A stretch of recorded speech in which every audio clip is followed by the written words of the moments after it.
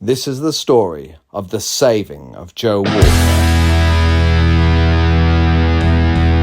Our story starts in the bad old days, back in 2020. Well, it goes even further than that, but it really started then.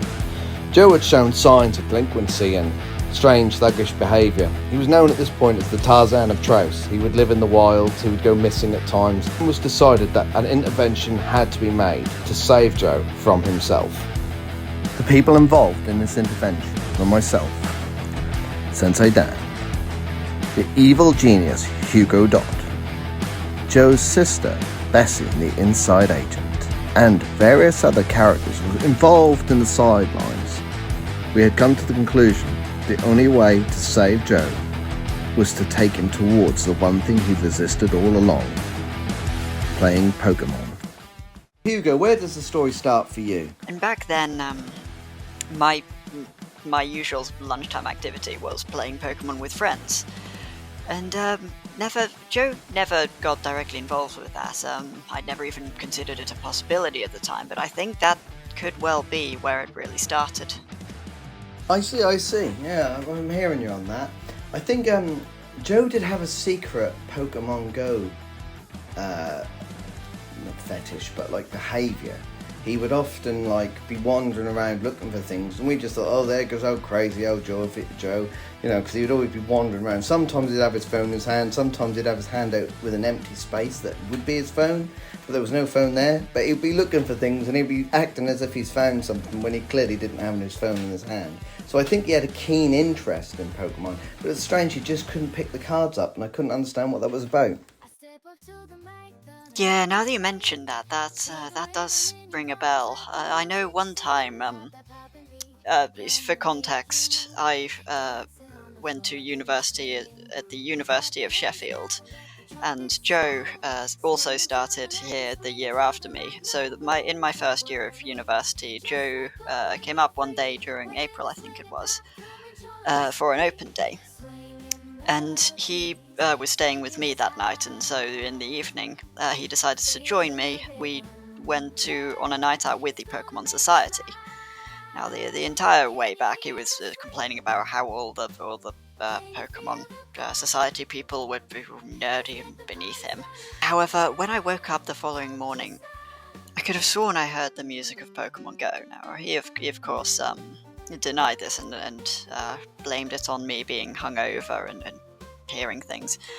It was almost as if he was in denial of the fact that he wanted to play Pokemon. Right, that does fit with his compulsive behaviours, because for a long while he used to chew pens, which is normal, most kids chew pens. Then he moved on to paper, and he caught him chewing paper. Then he moved on to legs of desks. At his primary school, Stoke Holy Cross, he would often chew on the wooden table legs, but he would deny it outright, like he'd never did it. He'd say, look, I never chewed the table legs, and everyone watched him do it. I mean, I even saw my own eyes chewing on a table leg, like his face right down on the floor, like some kind of dog. I was like, what are you doing, Joe? He was a very strange child, very strange.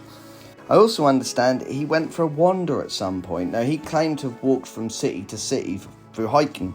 I suspect he was playing Pokemon Go and got out of control, but what is your account of this? Yes, so I remember seeing his posts, a post about this on his social media. As I recall, it was his first year of university, thus my second. And I was obviously browsing my social media one day, and I saw some photos from him of a walk he'd done, and in the description he said that he'd walked all the way from Sheffield to Leeds, which I don't know exactly how far that is, but it's a damn long way, I dare say. And there certainly seemed as though a lot of the photos were from either roads or sort of more popular paths that you wouldn't think to walk on if you were walking from one city to another. A sensible person, if they were, for whatever reason, walking from one city to another, you'd think they'd try to take a sort of, a countryside path, or a less walked path, to improve safety, but also to get away from the noise of roads and urban areas. That tends to be the point of going for walks, but Joe seemed to be drawn to these areas. which again would link to Pokemon Go. So it could well have been that his secret motive behind that was in fact playing Pokemon Go.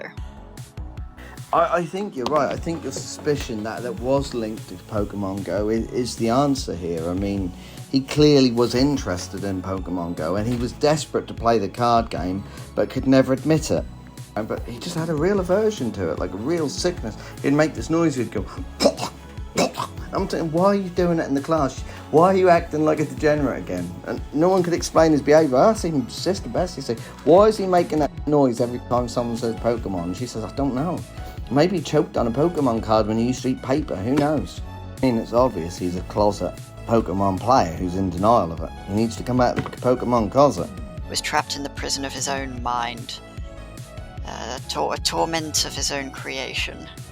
And I think this is where this whole plan really started to stem from. That we eventually realised this and wanted to help him. Would that be fair to say? I think so. I think that was the point of of the intervention. It was really to get him to play it and come to terms with it. So Team A, obviously, which you were leading in Sheffield University, was a mixture of various Pokemon players and yourself obviously spearheading the Team A, which is Project Opportunity. Every possible opportunity you would give him a chance to play such a game, but in a subtle, non-in-your-face way. Like you'd invite him to a night round with friends and to have beers. He'd come around for beer, and then you'd all get the Pokemon cards out, and that's when things got awkward.